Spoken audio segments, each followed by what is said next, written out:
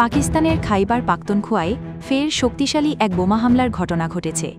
এই হামলায় ৫ জন প্রাণ হারিয়েছে, যাদের মধ্যে ২ জন পুলিশ সদস্য ও একজন সহকারী কমিশনারও রয়েছেন। এছাড়া আহত হয়েছেন আরও অন্তত ১১ জন। বুধবার প্রদেশের বাজুর জেলায় এই হামলার ঘটনা ঘটে। বাজুরের পুলিশ প্রধান ওয়াকাস রফিক জানান, খার তহসিলের সিদ্দিকাবাদ রেলওয়ে এলাকায় নাওগাই রোডে একটি সরকারি গাড়ি লক্ষ্য করে চালানো বোমা হামলায় ৫ জন প্রাণ হারিয়েছেন। নিহতদের মধ্যে ২ জন পুলিশ সদস্য ও একজন বেসামরিক নাগরিক রয়েছেন। তিনি বলেন, বিস্ফোরণটি এতটাই তীব্র ছিল যে লক্ষ্যবস্তু সরকারি গাড়িটি পুরোপুরি ধ্বংস হয়ে গেছে। আহতদের তাৎক্ষণিকভাবে খার হাসপাতালে চিকিৎসার জন্য নেওয়া হয়েছে। নিহতদের মধ্যে রয়েছেন নাওগাইয়ের সহকারী কমিশনার ফয়সাল ইসমাইল, তহসিলদার আব্দুল ওয়াকিল, সুবেদার নূর হাকিম, police constable Rashid.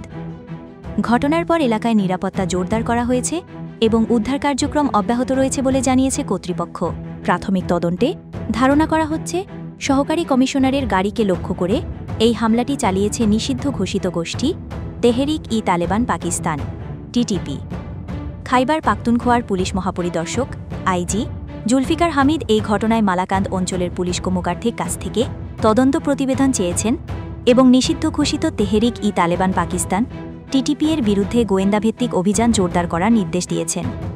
Counter terrorism ডিপার্টমেন্টকে একটি বিশেষ দল বাজরে পাঠানোর নির্দেশও দিয়েছেন তিনি। এর আগে গত মঙ্গলবারও বেলুচিস্তানে একাধিক সরকারি অফিসে সন্ত্রাসী হামলায় ১৬ বছর বয়সী এক কিশোর নিহত হয়েছে এবং অন্তত ৭ জন আহত হন। প্রাদেশিক সরকারের পক্ষ থেকে বলা হয়, হামলাকারীরা ছিল ভারত সমর্থিত সন্ত্রাসী।